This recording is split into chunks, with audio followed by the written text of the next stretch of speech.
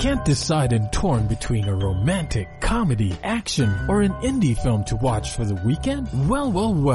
Golden State Media Concepts Movie Podcast is your ultimate guide to the latest movies. Join us as we dissect the latest on the blockbusters. It's the Golden State Media Concepts Movie Podcast.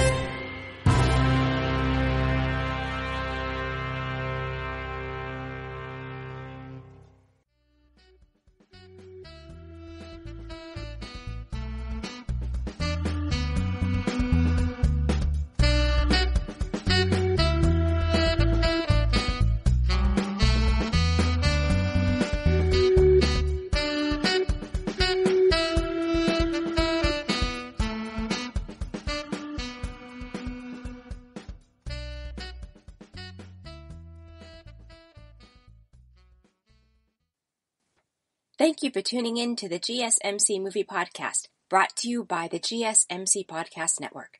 I'm your host, Elizabeth Aaron. I am taking a screenwriting course, and the theme of the course this week had to do with lies. It's interesting how people tell lies, and what creates great drama is whether the person can get away with the lie or not, especially if the audience is in on what the lie is. So this week, I picked movies on Netflix to stream that I just thought looked pretty interesting, and the thing that really popped out at me, coincidentally, was the fact that each of these movies had a guy who was trying to get away with something, had some kind of lie underneath everything that was going on for them. So join me today as I review these movies and see if any of these grab your interest. I'll be taking a look at the movie Seabiscuit, starring Jeff Bridges, Chris Cooper, and Tobey Maguire, all great actors. In the second segment, I'll be looking at the movie Across the Line, which is an independent Canadian movie. Then, in the third segment of the show, I'll be sharing my thoughts on the movie The Eichmann Show. This movie covers an important moment in history and takes place in Israel. And then stick around for the end of the show, when I'll be sharing my thoughts on the movie Kidnapping Mr. Heineken, which stars one of my favorites, Oscar winner Anthony Hopkins. Now let's dive on in. Now, Seabiscuit is the first movie that I'm going to be covering. It came out in 2003. However, it just appeared on Netflix at the beginning of August. If you're new to this movie, it is based on a book that was written by Laura Hillenbrand. It is based on a true story. It is considered a drama, history, and sport. And it's rated PG-13. It's also a longer movie. It's 2 hours and 20 minutes long. Now, I happen to have read this book, and then I also saw the movie when it came out. I was so excited to see it because the book was really great. I couldn't put it down. And something that just interests me is, how does a book get translated onto screen? Most of the time, I find that the book is usually better than the movie. And when this movie came out, I thought the movie was well done. I still liked the book better. But now it's been quite a while since the movie came out, and the book is more of a distant memory, so I thought I'd see how the movie held up. Something to know about this movie is that it had 7 Oscar nominations. It had been nominated for Best Picture, Best Writing for an Adapted Screenplay, and it was actually adapted by the director, Gary Ross. It was also nominated for Best Cinematography, Best Film Editing, Best Art Direction for Set Decoration, Best Costume Design, and Best Sound Mixing. It also had a number of other nominations. It includes Best Motion Picture and Best Performance by an Actor in a Supporting Role in a Motion Picture. That was by William H. Macy, and that was for the Golden Globes. And then for the Screen Actors Guild Awards, it was nominated for Outstanding Performance by a Male Actor in a Supporting Role for Chris Cooper, and Outstanding Performance by a Cast in a Motion Picture. So needless to say, this movie has a lot going for it. As I mentioned, it was directed by Gary Ross, and he has been nominated for 4 Academy Awards. He was nominated, of course, for Best Picture for Seabiscuit. He was nominated for Best Writing, Screenplay written directly for the screen for the movie Dave. He was also nominated for Best Writing Adapted Screenplay for Seabiscuit. And he was nominated for Best Writing Screenplay written directly for the screen for the movie Big. Now, he did win the BAFTA Children's Award for the Best Feature Film for The Hunger Games, and he won the Academy of Science Fiction, Fantasy, and Horror Films USA Award for Best Writing for Big. Now, he is mostly known for his writing, but he has 6 credits to his name as director. He directed Pleasantville, and as I mentioned, The Hunger Games. He also directed Free State of Jones and Ocean's 8. All that as well as Seabiscuit. This movie stars Jeff Bridges, who is an Oscar winner. He won Best Performance by an Actor in a Leading Role for the movie Crazy Heart back in 2010. And he's been nominated countless times for roles. And if memory serves, I did a screenwriting workshop with Robert McKee, who is a big screenwriting expert. And my recollection is he said that Jeff Bridges was the most underrated actor in Hollywood. Movies he's known for include Starman, The Fabulous Baker Boys, The Fisher King, White Squall, and Iron Man. The actor Tobey Maguire is also in this movie. He won the Best Actor Award for Spider-Man 2, as well as for Pleasantville, and that is through the Academy of Science Fiction, Fantasy, and Horror Films USA. He also won the Best Actor International competition for the movie Brothers at the Cine Euphoria Awards. He's been in such movies as This Boy's Life, The Ice Storm, The Cider House Rules, and The Great Gatsby. And this movie stars Chris Cooper, who is also an Oscar winner. He won Best Actor in a Supporting Role for the movie Adaptation. And he won a Golden Globe for that role as well. He was also in the movie This Boy's Life. And he was in City of Hope, A Time to Kill, American Beauty, October Sky, and August Osage County. And Elizabeth Banks is in this movie. She has won awards including Breakthrough Filmmaker of the Year and Excellence in Acting at the CinemaCon USA Awards. She won Best Female Lead Vocal Performance in a Feature Film for the Lego Movie.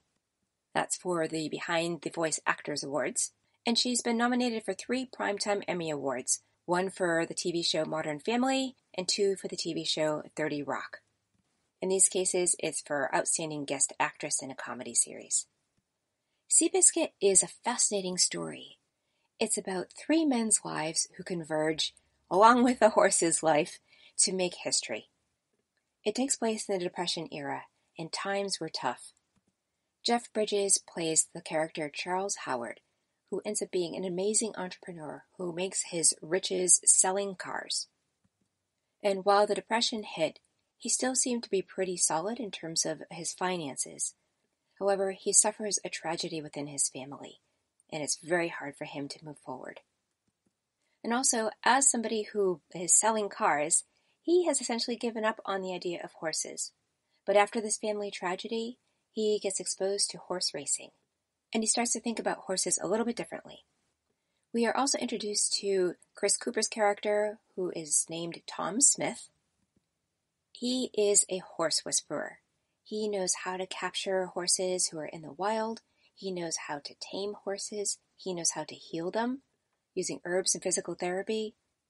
He believes an injury or being banged up is not a reason to give up on a life. So often horses are put down if they just have a broken leg. As he points out at some point in the movie, most people just give up on horses when they get injured. If you give them time to heal, you never know what's possible.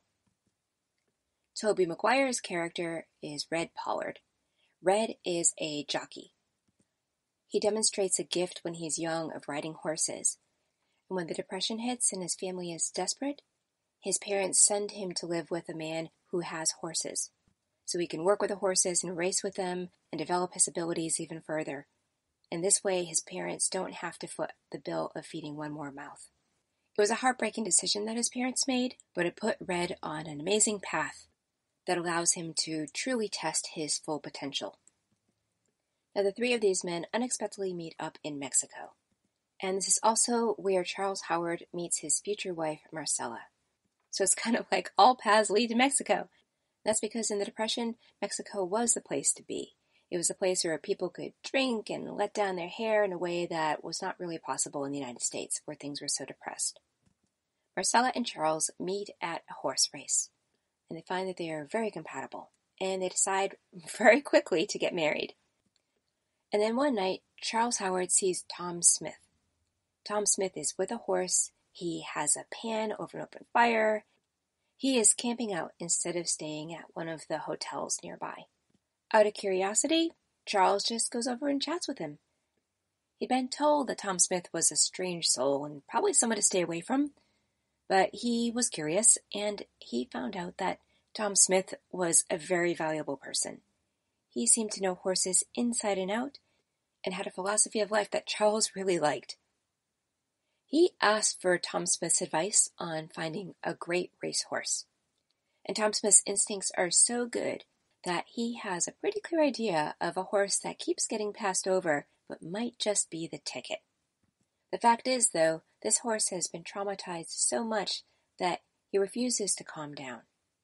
He knows that it'll take a very special jockey in order to ride this horse. We know he's struck out in jockeys wanting to take this job, and we see him actually introduce the horse to one of the jockeys, and the horse goes nuts, and the jockey will just have nothing to do with it. So Tom Smith is just scratching his head, but shortly after getting this latest rejection from a jockey, he sees Red Pollard fighting a bunch of guys and trying to push them off, and he recognizes the similarity between Seabiscuit, which is the horse, and Red Pollard. So he gets them together, and guess what? Magic happens. Seabiscuit calms right down when Red approaches him. Suddenly, it's like a new family is made. We have Charles Howard, Marcella Howard, Tom Smith, and Red Pollard. And we get to watch them move forward as they try and work with Seabiscuit to see if Seabiscuit has what it really takes to be the champion horse they think he has the potential for. So they go through a lot of training, and there's a point where Seabiscuit is starting to win, and one important race is coming up. And I won't tell what happens specifically in the race, but I will say, as a result of what happens in the race, we learn that Red Pollard has been keeping a secret, and the secret finally gets revealed.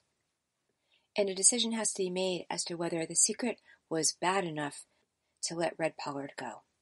I won't reveal exactly what happens, but I will say that there are continued opportunities for Red Pollard and Seabiscuit to form their relationship. Now, Charles Howard really wants to test Seabiscuit and see how amazing he really is. And at a time in the Depression when people are feeling cast down, this little horse, who does not appear as a typical racehorse at all, provides heart to the people, because if the small guy can win, well, maybe that means the people who are having difficult times can also win. Seeing this and seeing the potential of good that Seabiscuit can have, Charles Howard decides that he is going to pursue having Seabiscuit race against a huge Triple Crown winner. And talk about horse races. I was so on the edge of my seat watching this race, even though I knew what was going to happen and had seen this before. I had forgot a bunch of the little details and what a win by Seabiscuit would mean, and I just got all wrapped up in it again, and I would expect all audiences would do the same. There is a reason that this was an Oscar-nominated movie. And then later on in the movie, there's another coincidence that happens between Red and Seabiscuit. They both are grappling with an injury, a leg injury. And there's this question about whether or not they can bounce back from it and keep on racing. And once again, the theme comes up. In this case, instead of a little guy, can the injured guy bounce back and be resilient and be a winner? So you have to watch the movie to find out. Overall, the acting in this movie was very good. I would say some roles are more standout than others. All of the roles had their challenges to varying degrees. Jeff Bridges had to play a character who deals with a family tragedy. And he starts out at the beginning being a super positive guy, a salesman. He can talk anyone into anything. But when tragedy hits, he has to deal with the really heavy, dark feelings. And these are feelings that continue to haunt him throughout his life. So we see this character arc that he has. And I just loved the way Chris Cooper played Tom Smith. I'd seen Chris Cooper in a movie years ago where he plays essentially a kind of cowboy. And he's so different in this movie. He's laid back, takes his time, he has a softness about him, and yet still there's a ruggedness. I was really convinced that he was completely another character. I hardly saw Chris Cooper in this character, so I just adored that. I think Tobey Maguire did a great job also as Red Pollard. I felt like he went all in. His character is a fighter, and this carried throughout the movie. There was something, though, about the fact that he had to have his hair dyed red. It just wasn't Tobey Maguire. It looked odd to me, and that kept me a little bit distant from his character, and that was unfortunate. And the script was very well done. I do recall that a lot of details were left out from the book. The book had a lot of historic facts, and it had a lot of small stories, and the movie just couldn't capture all of that, and it is a pretty long movie. Considering that, I think the choices made for the script were good ones. The story was solid, there was a lot of great subtext, it indeed did bring me on a ride. Now, what I will say, though, is in the opening, there is a voiceover. It's a narrator. It's done by David McCullough. At the end, though, the voiceover is done by Tobey Maguire. And at the very beginning, it was unclear to me whether David McCullough's voice was indeed Red Pollard, but I would say that the voiceover distracted me. It went on for quite some time, well into the beginning. It was trying to catch the audience up. I think that there could have been a more effective way to do it, and I found it distracting. And I was sorry in some ways that David McCullough's voice wasn't the one that came up at the end. The movie didn't completely go in full circle. I would also say, at the end, while we see what happens at the end of a particular race, I felt the ending was somewhat abrupt. I would have liked to have seen what happened to everyone's lives after the end of the race. Now, the ending certainly leaves people in a certain emotional state, I would say even somewhat nostalgic, but somehow it felt incomplete to me. In the scheme of things, though, these are pretty minor. Overall, this movie was well done. So on a scale of 1 to 10, 10 being a most excellent movie, I'd give it a 9, just because of the small things that I mentioned before. But you really can't go wrong with this movie. Come to think of it, with the voiceover at the beginning, it may even be a little bit slow getting into the story, but it is well worth it. Especially if you like underdog stories, and if you want to get a bit of historical perspective that you might not get every day. And who knew how a racehorse could have such impact on so many people? It's pretty cool. Now stay tuned for the next segment of the show, and I'll be looking at the movie Across the Line after the break. Want to know the latest and hottest music hidden in the airwaves? Don't be left out. Listen to the Golden State Media Concepts Music Podcast. It keeps you on the loop with everything you need to know from pop, rock, hip-hop, and the top 40. And we'll throw in news of your favorite artists, concert and tour dates, and so much more. Listen no further, because this is the gold standard in music podcast.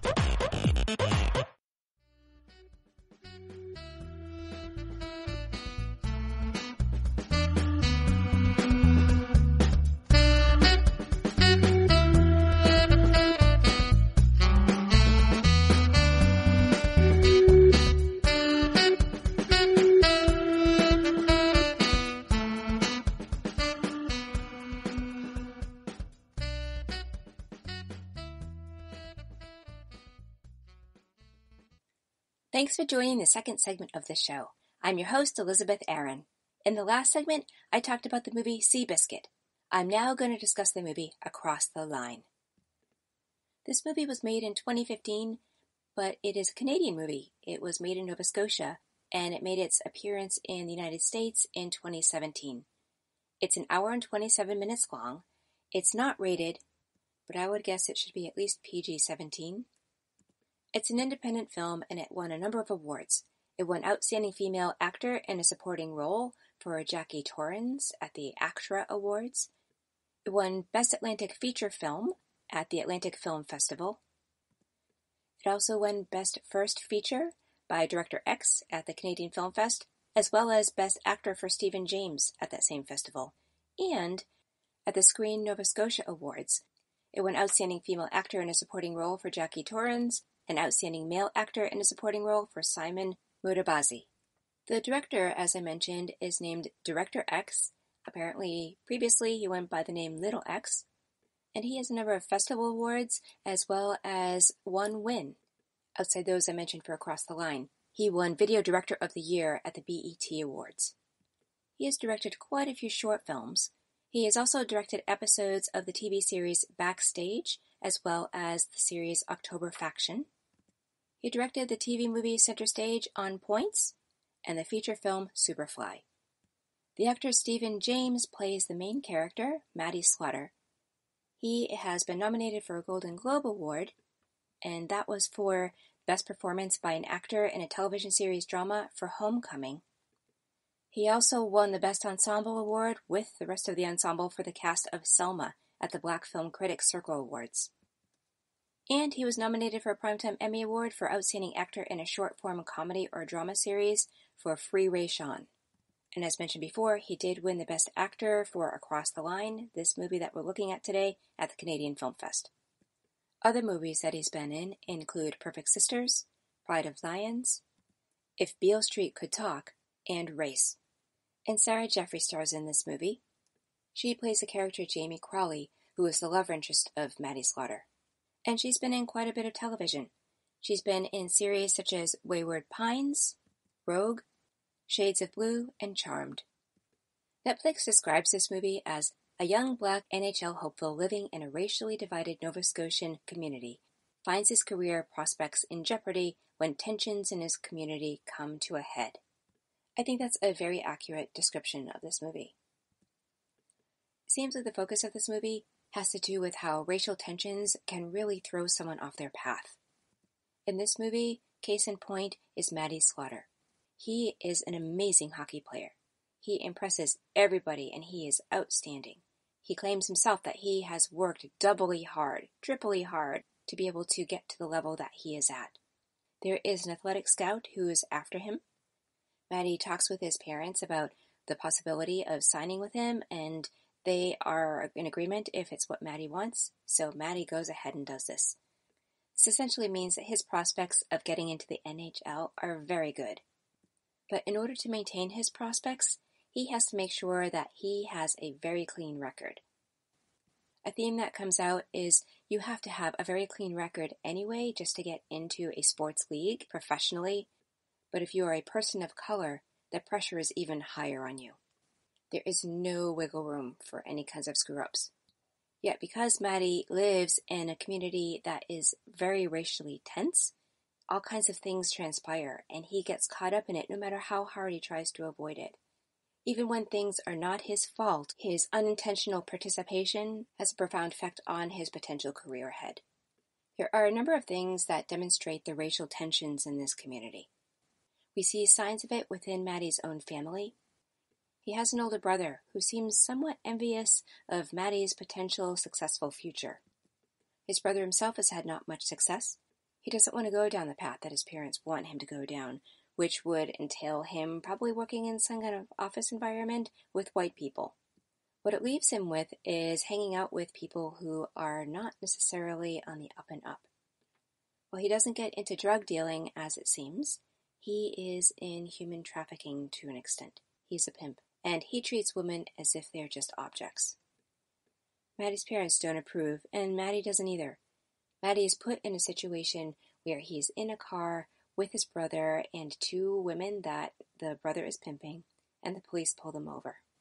Maddie has done nothing wrong, but when he tries to defend himself, the police look at this as something that is punishable, and he ends up in jail for a night.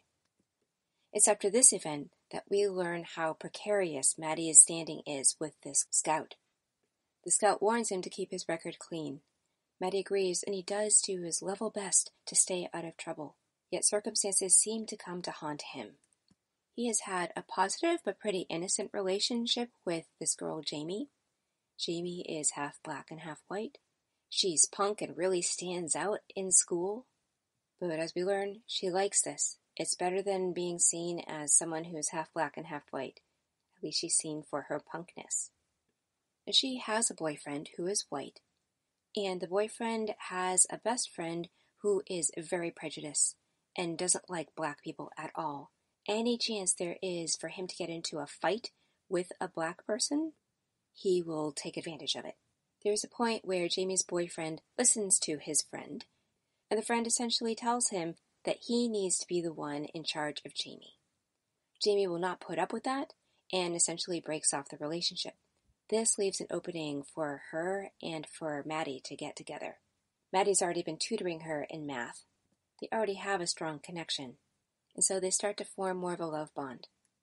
But this becomes a problem when it's found out by the ex-boyfriend and his best friend. Once again, a situation develops that puts Maddie's potential future at risk. And then there's still yet another situation that threatens Maddie's future. Just at school in general, there seems to be a ticking time bomb in terms of race relations. Anytime there is the slightest bit of tension or misunderstanding between two people of different races in this particular high school, it turns into some kind of fist fight. It seems normally there's a teacher or someone of authority in the hall who's able to break up these fights here and there, and that keeps the peace to an extent. But there's one point where a huge fight breaks out, and it seems like there's nothing that's going to be able to stop it. It's with multiple people, multiple races. There's one teacher in particular who we actually get to see the inside of her classroom and get to know a little bit about her. She also seems to be mixed race. And earlier on we see her break up one fight. But when there's a massive fight that starts breaking out, she is overwhelmed. She's been traumatized in the past, and this seems to be re-traumatizing her, and she essentially freezes, unable to do much about anything that's going on. She just stands there watching all the students get hurt. It's just more than she can handle, and she doesn't want to risk getting hurt herself. It is a crazy situation, and Maddie does his best just to stay out of it and watch, but you can see how hard it is for him not to get sucked up in something like this. And as we know, one false move, and his whole career could blow up. There's a lot about this movie that is tough to watch, and it drives home many points, including when there are racial differences, there doesn't seem to be any resolution. All you can do is just keep fighting each other, and nothing good comes of it. It really makes you question to what end is there violence in terms of race. What purpose does it really serve? Now, I will say that in this particular high school, it seems like tensions are really heightened. I don't know if these tensions are accurate based on how life is in Nova Scotia, or even Canada for that matter. Frankly, it was the first time that I had been aware of how tense relations might be in terms of race in Canada. I'd never thought of Canada that way. It's not something I'd seen in the news or heard about before. But I will say, based on other stories that I've seen, other than when there are actual gangs, I had not seen as much fighting or violence when it came to race on such a regular basis in a school scenario. I just hadn't seen it portrayed in any other film like this before. So my thought is that this is probably exaggerated for the point of the story. So out of curiosity, I did a quick Google search, and it does seem indeed that race is quite an issue in Nova Scotia. So I did learn something new. And if the fights that are breaking out at this high school are any sign of what it truly is like there, they definitely have a big problem on their hands. So I appreciated that this movie brought this issue to light, and there's no way that this community could be set up in a way to support someone like Maddie Slaughter. He's so talented, but just by living here, it's very hard to stay out of the way of trouble, especially if you're a young teen out in the community. And that's not to mention that there are probably people who are super envious of him and don't want him to succeed. The acting in this movie was pretty good. I could tell that this was an independent movie and that maybe the actors did not have a ton of experience. I felt that overall they pulled their weight. I thought Maddie's parents did a pretty good job. They seemed like a solid couple, and they played off of each other pretty well. There were moments where I felt that they were more acting and not acting. There is a difference. There is putting on airs and acting as if you are a particular character, and then there is actually being in the character, and through that, demonstrating how that character behaves. I felt throughout this movie, it kind of went back and forth, especially with the parents. Some of the kids in the high school, I felt were over the top exaggerated. For example, just for myself, I found it hard to believe how impassioned Jamie's ex-boyfriend's best friend was in terms of race. He was just ready to hurt anybody that was in his way that was of a different race. And I'm not saying that that can't exist It was the way that he portrayed that just seemed a little bit over the top for me. Also, the teacher that I mentioned earlier, when the big fight broke out and she kind of wigged out and froze, that seemed not realistic to me either. I found it hard to believe that there were no other teachers available to help break up the fights, that they wouldn't have heard it sooner. She didn't hear it because she had earbuds in and was listening to something, so that was a setup. But I just didn't get that she wouldn't even yell. I know what it's like to freeze in a certain situation. It just felt far-fetched to me. Now, I did think Maddie's connection with his brother was done quite well. Both actors played off of each other well. They're in the moment. They went to emotional places based on where each other took a stand. It was believable. It's just not all of the relationships were as believable as that one, and so that inconsistency did not carry well for me in the movie. I will say that Maddie's relationship with Jamie was really great. Jamie was consistent throughout the entire film, and I thought she did a great job. There were times that she seemed pretty childish, and I could buy that. I didn't necessarily believe it all the time or like it, but I could buy it, because she had this rebellious quality about her, and she was frustrated around people not giving her the benefit of the doubt or believing everything that she wanted them to believe, or to even see her the way she wanted to be seen. I did feel the story held together pretty well. I thought it was a very interesting take on a sports movie. And in fact, sports was by no means the central part of this movie. From the very beginning, where we see Maddie playing hockey and being such a star at it, I thought for sure that this was going to be the focus of the movie. And I was surprised, and frankly pleasantly surprised, that this movie was taking a stand on something bigger than just that. I will say, though, that from the beginning, this did seem like an amateur movie to me. And I saw that it was reaching for something. I really wanted to see it succeed, and I kept wishing and hoping. Overall, I think they did a decent job. I think it's impressive that it won as many awards as it did, because I am not sure if it really deserved them, but it's hard to know what other movies it was being compared with. I did have the sense that these actors were working really hard, and hard with a script that, while the story was relatively solid, I don't think that the writing was that great. The timing of some of the scenes felt pretty obvious to me. I will also give you that sometimes I was surprised by what was going to happen, even if the scenes did seem obvious in terms of flow. So I do appreciate that there were some twists to the story. Now, in terms of the fight scenes, they didn't seem realistic to me at all. There would be this weird music that would play over the fight scenes, and everything was kind of slowed down, but it seemed pretty evident that they were not actually fighting. They didn't pull off any realism as far as I could tell.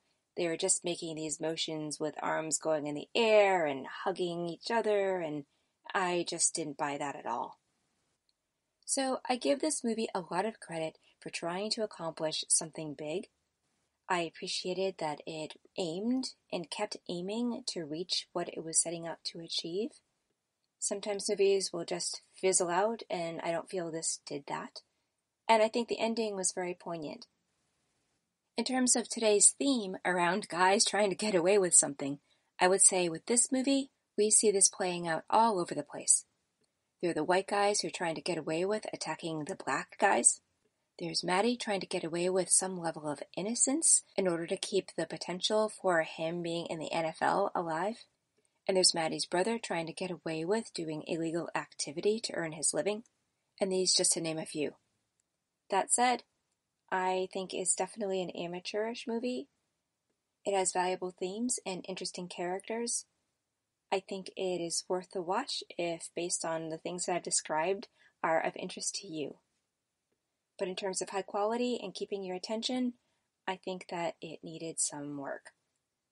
So on a scale of 1 to 10, 10 being the most excellent film, I'd give this one a 4. I want to give it more. I think that the actors tried really hard with what they had, and at the same time, I just think based on all the different qualities that I saw within the movie, that's about where it was at for me. So stay tuned for the next segment of the show, when I'll be looking at the movie The Eichmann Show after the break. Tired of searching the vast jungle of podcasts? Now listen close and hear this out. There's a podcast network that covers just about everything that you've been searching. Hey! The Golden State Media Concepts Podcast Network is here. Nothing less than a podcast bliss with endless hours of podcast coverage. From news, sports, music, fashion, cooking, entertainment, fantasy, football, and so much more. So stop lurking around and go straight out to the Golden State Media Concepts Podcast Network. Guaranteed to fill that podcast itch. Whatever it may be. Visit us at www.gsmcpodcast.com. Follow us on Facebook and Twitter and download us on iTunes, SoundCloud, and Google Play.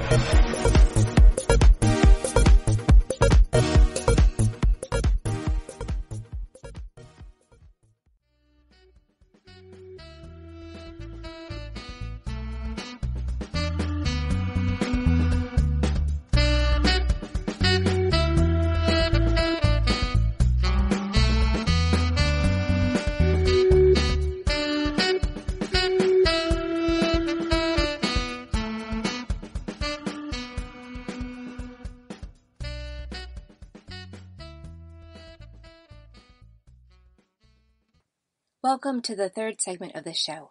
I'm your host, Elizabeth Aaron. In the last segment, I talked about the movie Across the Line, and I'm now going to discuss the movie The Eichmann Show. This movie came out in 2015. It's called a TV movie, though I never did see it on television. I don't know if it was on HBO or Showtime or where it debuted, but I will say it holds up as a feature film. It is rated TVMA, in other words, it's for mature audiences. There is nudity, language, smoking, and it is considered not really suitable for anyone 17 or under. The movie is an hour and 36 minutes long. It's considered to be a cerebral and dark movie. It's a drama, it covers history, it's based on real life, and it's also considered a courtroom drama. One more note, this is a British-made movie. The description Netflix has on this movie is, "He's one of the greatest monsters that the history of human race ever produced, but even he is entitled to a trial." An additional description is, "This is the astonishing true story behind a moment in TV history, the live 1961 broadcast of Nazi mass murderer Adolf Eichmann's trial in Jerusalem." This movie was directed by Paul Andrew Williams, and he was nominated as Best Director for a Drama for this movie by the Royal Television Society of the United Kingdom. He is an award-winning director. He won an award for Best Single Drama for Murdered for Being Different at the BAFTA Awards, and that was in 2018. He also won Best Screenplay at the Beijing International Film Festival for Song for Marion. He won the Golden Hitchcock Award for the movie London to Brighton at the Dinard British Film Festival, as well as the Edinburgh International Film Festival, and that is among a number of other wins and many nominations. He's also the director of the movie Cherry Tree Lane and a number of television series, including Broadchurch and White Dragon and A Confession. There are two main characters in this movie. The first I'll talk about is Milton Fruchtman. He's played by Martin Freeman. He won a Primetime Emmy Award for Outstanding Supporting Actor in a Miniseries or Movie for Sherlock. He also won Best Supporting Actor for Sherlock at the BAFTA Awards. And among other awards and nominations, he won Best Actor for The Hobbit and Unexpected Journey at the Empire Awards in the United Kingdom. He's been in such movies as Love Actually, Shaun of the Dead, Hot Fuzz, and Whiskey Tango Foxtrot. He's also been in a number of television series, including Sherlock, The Office, I believe that's the British version, and A Confession. Actor Anthony LaPaglia plays the character Leo Hurwitz. He's winner of a Golden Globe for Best Performance by an Actor in a Television Series Drama for Without a Trace. He also won a Primetime Emmy Award for Outstanding Guest Actor in a Comedy Series for Frasier, and he won Best Lead Actor for the movie Balibo at the Australian Film Institute. I didn't know this, but he is actually from Australia. I have never picked up a trace of an Australian accent with his acting. He has been in a lot of television, including series like The Code and Bad Blood. Movies he's been in include Analyze That, Manhood, A Good Marriage, and the operative. In terms of the Eichmann Show, this is a fascinating movie. Although the movie is about the trial of Adolf Eichmann, the movie focuses on the behind-the-scenes work in order to make sure that this gets broadcast live all over the world. In fact, the films that came out of this TV broadcast are the first films that were globally produced to be shown all over the world. With technology and the internet now, it is so much easier, but back then, they had to every day take the film, copy it, put it in a box, and ship it to the country where they wanted to broadcast it. So it was quite an undertaking. And that's just a small part of what the undertaking was in total. At the beginning of the movie, we get some history about Eichmann, about he had hidden in Argentina for 15 years and had been found and then was brought to trial. And then we meet Milton Fruchtman. He gives a call to Leo Hurwitz over in the United States, in New York actually, to see if he'd be available to film Eichmann's trial. Right off the bat, he questions whether this is even possible because, as it turns out, he has been blacklisted, as many in the industry had been during McCarthyism. Fruchtman was confident that Leo was the guy for the job, and he saw to it that if Leo agreed, the job would be his.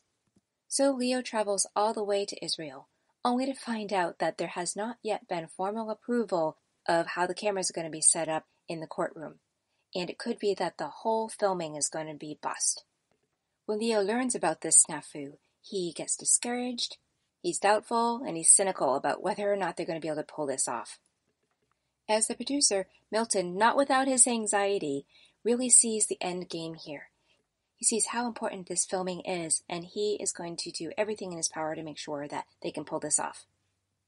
They have 3 days in order to make sure that the cameras will be put in the room in such a way that they aren't distractions, they aren't making noise, and that the trial can go on without filming disrupting the proceedings in any way. Milton and his team come up with an innovative idea thanks to a prompt from Leo, and they're able essentially to pull this off.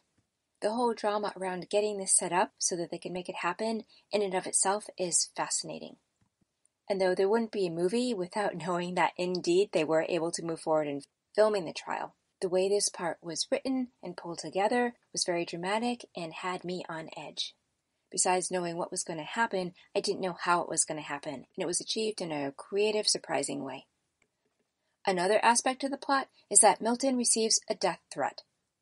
He and his wife and 2 children are in danger. He makes sure the police are looking out for their safety, but it is some time before he's willing to share the information with his wife. In fact, she finds out about it not through him, but through another circumstance, and they both have to grapple with how they're going to stay protected. Another plot point comes up with our curiosity about Leo and why he wants to do this job. Granted, he's been blacklisted, so he hasn't worked in quite some time, so he has some motivation to do this. We also learn that he's Jewish. He's staying in a pension where he gets to know the woman who runs it, Mrs. Landau. And when he has time in his room, he's cutting out articles about Eichmann, and he's posting them on the wall in the pension. Sometimes to just sit and stare at Eichmann's image or at the articles. You can tell he's trying to work something out about this man. At first I'd wondered if maybe there was some personal connection. Maybe he had family who were killed in the Holocaust, and he knew that Eichmann was in charge of that, and he wanted to see justice brought to him. That, however, did not really pan out. What we do find is that he is just fascinated by someone who could have no conscience around killing so many people. Eichmann was being held accountable for the deaths of 6 million Jews. He was determined to show that Eichmann was indeed a human being and not a monster, and he felt this would become apparent once Eichmann broke and actually showed some human emotion. And this was a real sticking point for Leo, and it was something that he struggled with throughout the entire process. And yet another plot point is there were many things going on in 1961 at the same time that this trial was taking place and being filmed. There was a crisis in Cuba, there were men being sent into space. Events like these were stealing the ratings from this trial. Milton was responsible for how many viewers were watching the trial. He had made a promise to the Israeli government that this was going to have an enormous impact and that filming was a worthwhile task, as well as financial investment. So he had a lot on the line. He didn't want to be a laughingstock. He didn't want to damage his professional reputation, And yet, at the beginning of the trial, the head lawyer was making his case, and this went on for several days. It was dry. It was hard to listen to for that long. And when so many other interesting things were going on in the world, even the reporters were tuning out. Leo made it very clear that as soon as witnesses were on the stand and explaining what had happened to them, what they witnessed, and what they experienced and their families experienced, he said people would be back and riveted. Now, I will say that when the witnesses did start to tell their stories, and at one point, when the lawyer showed these horrific videos, we as the audience get to see these things and hear these things. It is really disturbing. And it's disturbing for the characters in the movie. Some of them have to leave a room. One of them, who was filming, had been in the Holocaust himself, and it was very hard for him to relive through these experiences. So while this is a very important piece of history, it is highly graphic. This is important to see for educational purposes, but you may want to limit how much you do see of it and fast forward, especially if you have younger people watching the movie with you. Over time through this movie, we see the characters of Milton and Leo forming a relationship. And it's a relationship that ends up coming out of trust and respect. They have differing points of view. For example, Leo really wants to zone in on the face of Eichmann throughout the trial. And Milton is really all about making sure the whole trial is documented. He believes that Leo is a bit obsessed about Eichmann, and that this is not Leo's story to tell in that regard. This is a trial, it's historical, it needs to be captured for history. And this discussion comes about because something happened during the filming, and Leo, while he is supposed to be in charge and the best, there's something that he misses. It's a happening that really demonstrates the duress that the witnesses are going through when they're talking about these stories. And so Milton makes his point, and Leo has to be humble. And as he has been throughout the movie, Leo is constantly second-guessing about whether he should be there. He has confidence in his abilities, and he's doing a great job directing for the most part, but he has his eyes set on specific things that he thinks should come out of the filming. And Milton sees it very differently, and so they often are at loggerheads about these things. And a lot of it is philosophical. I felt these two actors were well matched. At the end of the movie, it shows pictures of the real Milton and real Leo, and I could see why they were cast the way they were, because there's an energy about them that seemed to be similar to the energy of the real people. Now, I will say that Leo is Leo Hurwitz. He is a Jewish man. Yet Anthony LaPaglia, I believe he has an Italian background based on his name. I did some research but came up empty in terms of discovering whether or not he really had some Jewish background. But I didn't always have this sense that he was Jewish, or at least that his character was Jewish in this role. It felt to me like this was an Italian actor playing a Jewish role. And in some ways, I wish that they had indeed found an actor who came across more Jewish than he did, or was actually Jewish and had some real family history that had some stake in this event. Something else I realized about this movie is that it must have been very difficult to pull together. There's not actually a lot of action that happens. What we're seeing is the filming of a court trial. The action is much more about the reaction to what is happening in the trial, and so the drama had to be about what was going on with the characters in the movie. And what was going on had a lot to do with how are they going to set up cameras? How are they going to film this? How are we going to get distribution? Will they be able to get an audience? Will they get the reaction from Eichmann that they're looking for?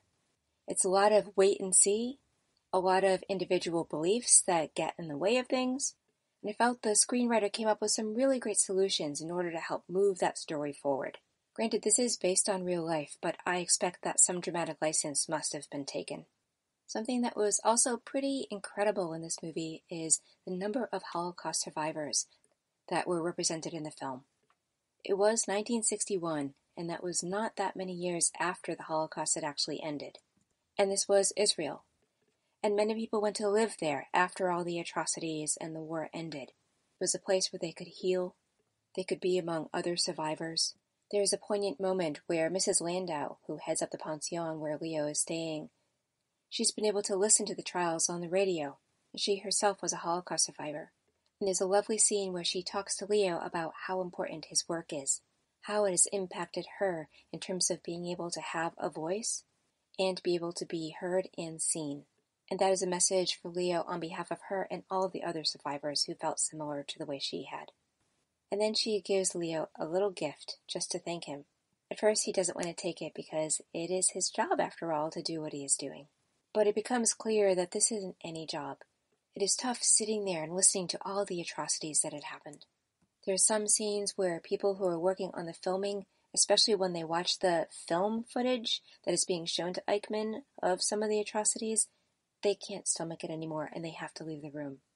There's also a point where Leo's wife and son come to visit, and finally the wife puts her foot down and says she needs to take her son traveling someplace else.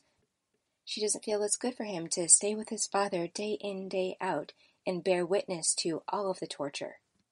I will say that the chemistry between Leo and his wife, I didn't get it. I wondered if she was based on his real-life wife, but they just seemed very distant to me.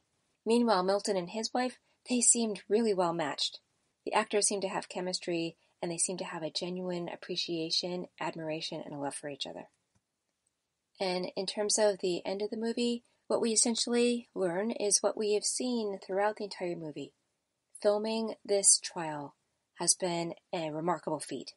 There'd been nothing like it ever before. The stories that were told, no one had heard anything like them before. And if anyone had had any doubts, as Mrs. Landau had talked about, how people just didn't want to listen to her anymore, they didn't necessarily believe that such horrible things could have happened. After one person after the other revealed what they had gone through, it's like nobody could make some of these things up. They're so unbelievable to think about. And now, as a result of the filming of this trial, the world knew.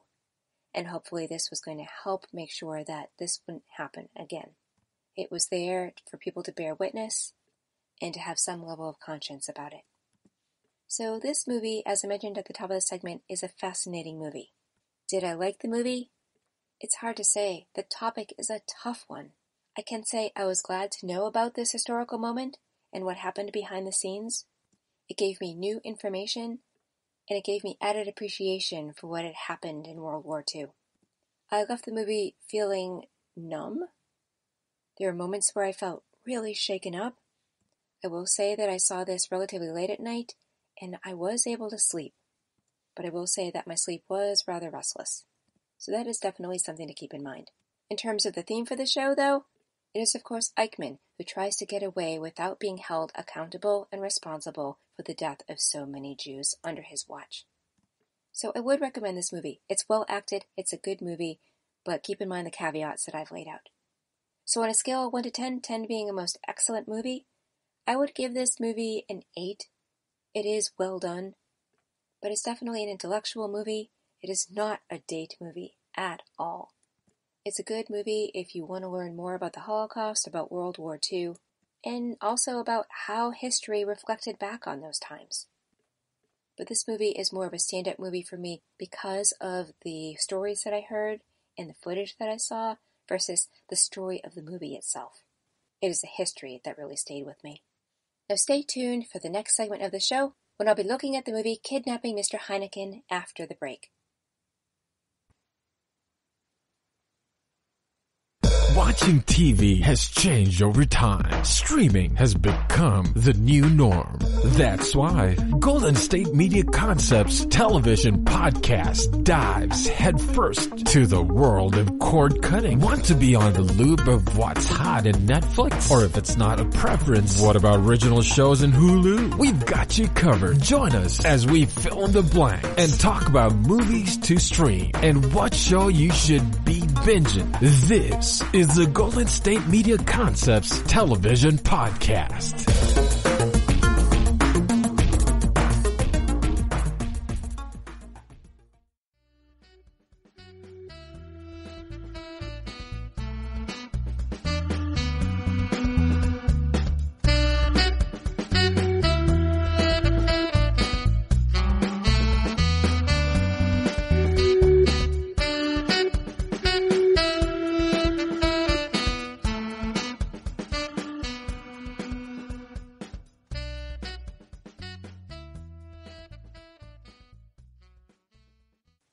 Welcome to the final segment of the show.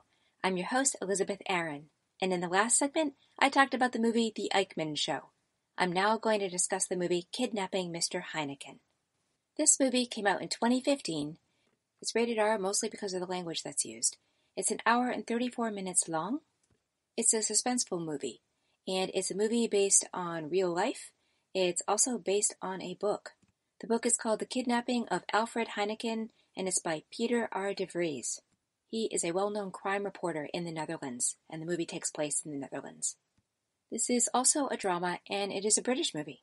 It's directed by Daniel Alfredson, and he won Best Direction for the movie Tic Tac at the Guldbagge Awards, and he won Best Nordic Film for Tic Tac also at the Gothenburg Film Festival.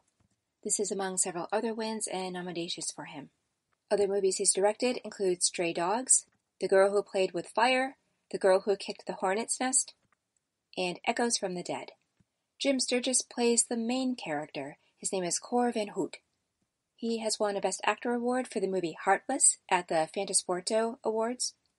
He also won part of a Best Ensemble award for the movie 21 at the Show West Convention in the USA, and he received several other nominations. Other movies he's been in include Across the Universe, The Other Boleyn Girl, Cloud Atlas, and Berlin, I Love You. Sam Worthington plays Willem Holleder. He's Cor van Hout's best friend, and Cor is with Willem's sister. It's hard to tell whether or not they're actually married, but regardless, Cor and Willem are practically family. Sam won the Best Actor award for the movie Avatar through the Academy of Science Fiction, Fantasy, and Horror Films USA.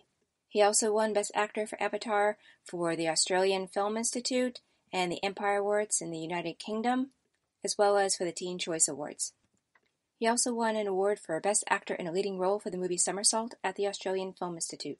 He's been in the movies Clash of the Titans, Cake, Everest, and Hacksaw Ridge. And last but not least, the movie stars Anthony Hopkins. He won the Oscar for Best Actor in a Leading Role for the movie The Silence of the Lambs. He won the Cecil B. DeMille Award at the Golden Globes, United States. He won a Primetime Emmy Award for Outstanding Lead Actor in a Limited Series or Special for The Bunker.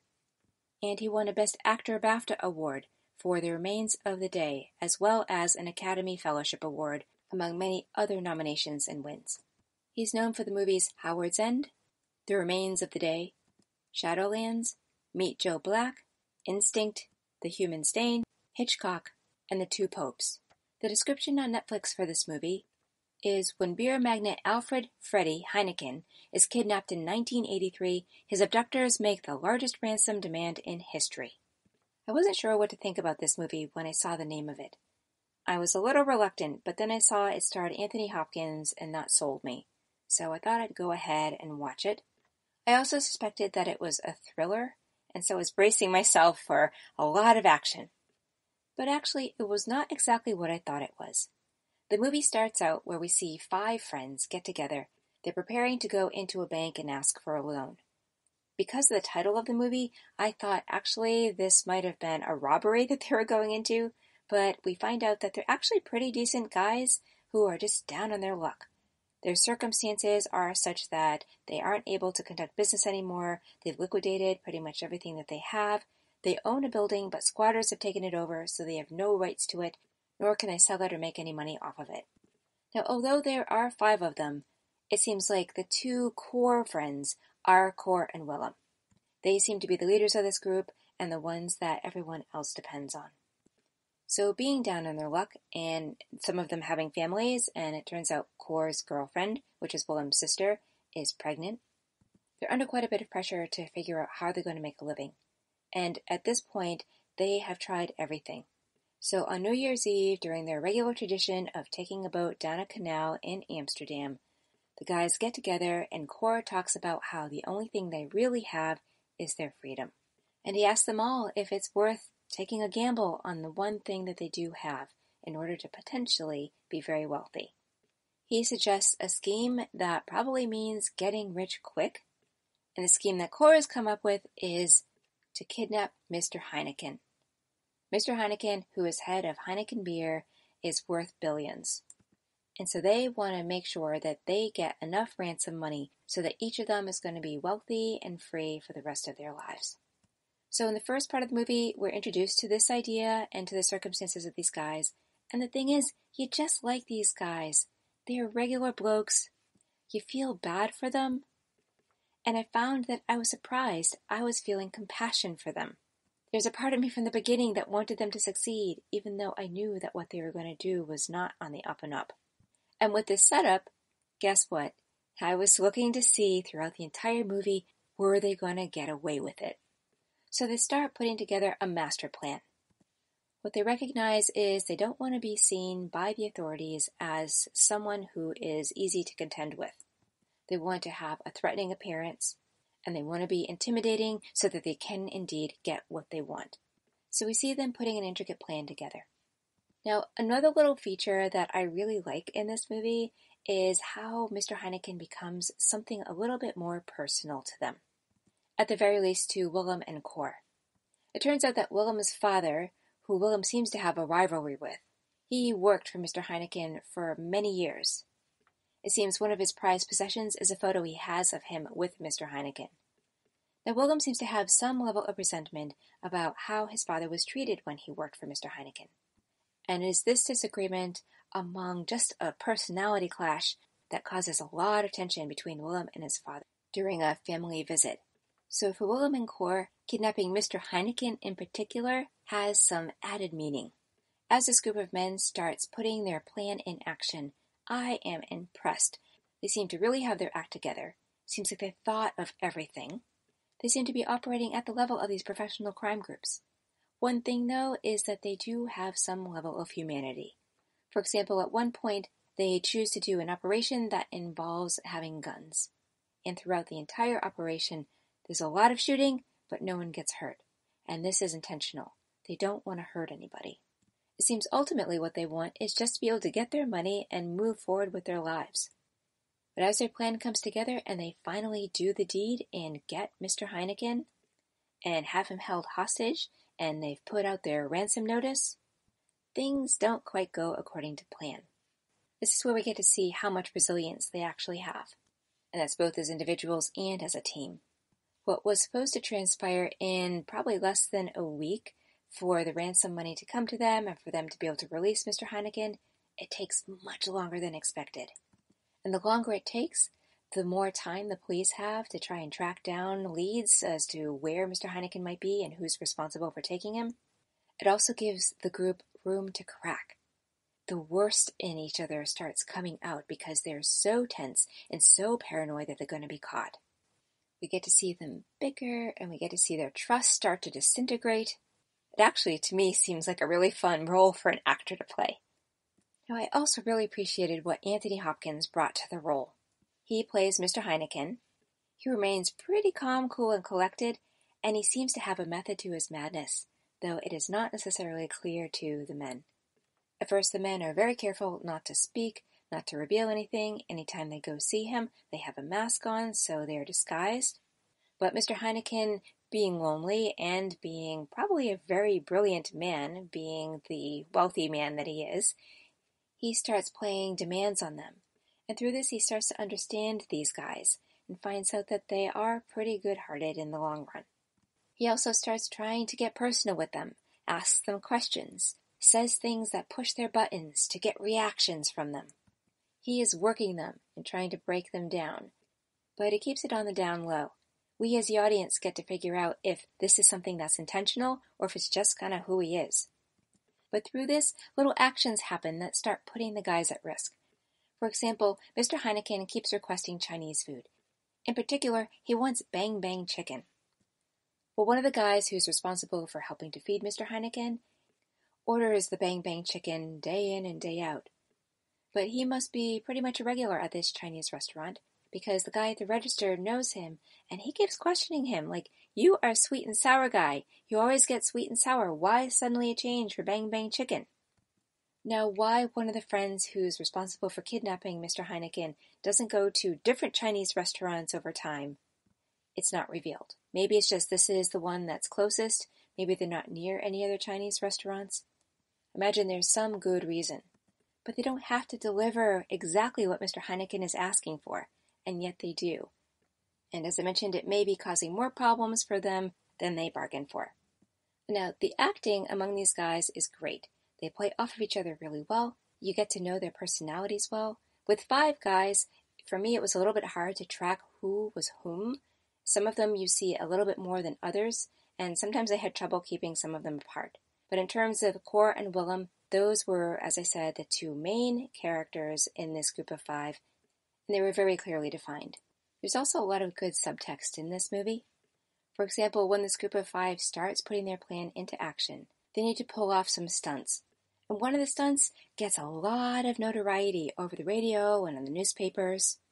And the evening after the event is done and he goes home to his girlfriend, she talks about how she heard about this event that happened that's all over the news, that everyone is talking about, and she starts asking him where he went that day, what was he up to.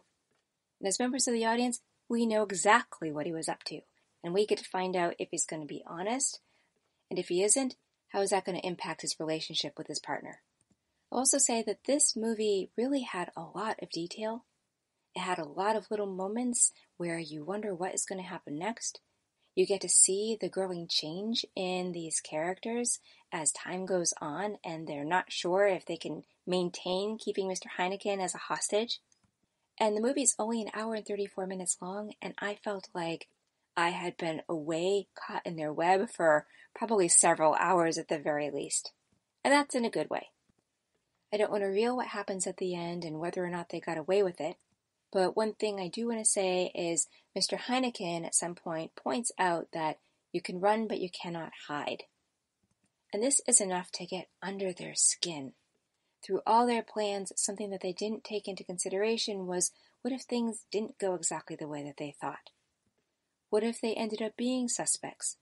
How would they hide? How would they maintain communication as a group? They're all just so confident from the get-go that they're going to pull this off and get what they wanted. All I'll say is that things just don't happen quite as they planned. Now, being immersed in this movie, I felt that it was well written, that the plot was very clear. Granted, it's based on true life, and I don't know how much dramatic license was actually taken, but I stayed wrapped up in it and wrapped up in the characters, and it carried me throughout the entire story. And with so many little details, I could have easily found some holes. I did keep looking for them, but nothing evidently popped out to me. I do think it's interesting that this is mostly a movie about these men. There are a few women in the movie. The main woman is Cor's partner, and she does a wonderful job. She also has a friend, Karen. I didn't see how she and Karen would connect. They looked like an odd pair for friends. But regardless, this movie shared a lot about how women were treated at that time, especially by this group of men. And in particular, Cor. It seems like women were an afterthought, and they were not necessarily seen as very important. I mean, ideally, I think Cor wanted to get a lot of money so that he and his partner would have nothing to worry about, and they could raise their child and feel no financial pressure. So he has her in mind, but he's not very consistent in terms of how he really shows up and cares for her. One thing I do think this movie does well is it does really give a good inside scoop of what it would be like to take someone hostage. And when I first saw the title of this movie, I thought the story was going to be mostly about Mr. Heineken and how he dealt with being taken hostage. Was he going to outsmart the hostage takers? Would he have some kind of means to protect himself from some situation like this? But I was surprised to see instead that this was really about the hostage taking and how this group of men aimed to pull it off. I couldn't help but think how these men put so much time and energy and ingenuity into doing this. And they're able to make great strides in making the hostage taking happen. And yet, they weren't able to get jobs. They weren't able to get a loan at the bank. They weren't able to do the everyday things that are pretty normal in society to take care of themselves and their loved ones. One thing that the movie didn't share was how hard they had actually tried to turn things around for themselves. If, as a group, they could pull off taking Mr. Heineken hostage and ask for the biggest ransom ever, it just seemed really silly that they couldn't do some of the basic things that are required to live life in a normal way. So I enjoyed this movie. I would recommend it. I found myself caught up in the creativity of these men and what was going to happen next. I think the story held up well, and I didn't really find many holes in it. Did I absolutely love this story? I wouldn't say it was one of my top 10. But I did find it fun to live through this process vicariously. Granted, the movie does become darker over time, so that's something to keep in mind. So on a scale of 1 to 10, 10 being the most excellent movie, I would give this movie an 8. A lot is going right with it, it's very watchable. At the same time, I kept feeling like this movie was aiming for this bigger-than-life feeling, and I don't think it actually achieved that. What it did achieve, though, was that we get to see everyday men do something that they aimed to make extraordinary. I hope you enjoyed hearing about the movies Seabiscuit, which I rated a 9, Across the Line, which I rated a 4, The Eichmann Show, which I rated an 8, and Kidnapping Mr. Heineken, which I also rated an 8. Here's to these films offering you some inspiration. This is your host, Elizabeth Aaron, signing out. Thank you for listening to the GSMC Movie Podcast, brought to you by the GSMC Podcast Network. I would like to ask you to please remember to subscribe to the show and write a nice review that really helps us. Also, if you can please follow us on Facebook, Twitter, and Instagram. Thank you, and have a good night. You've been listening to the Golden State Media Concepts Movie Podcast, part of the Golden State Media Concepts Podcast Network. You can find this show and others like it at www.gsmcpodcast.com. Download our podcast on iTunes, Stitcher, SoundCloud, and Google Play. Just type in GSMC to find all the shows from the Golden State Media Concepts Podcast Network, from movies to music, from sports to entertainment, and even weird news. You can also follow us on Twitter and on Facebook. Thank you, and we hope you have enjoyed today's program.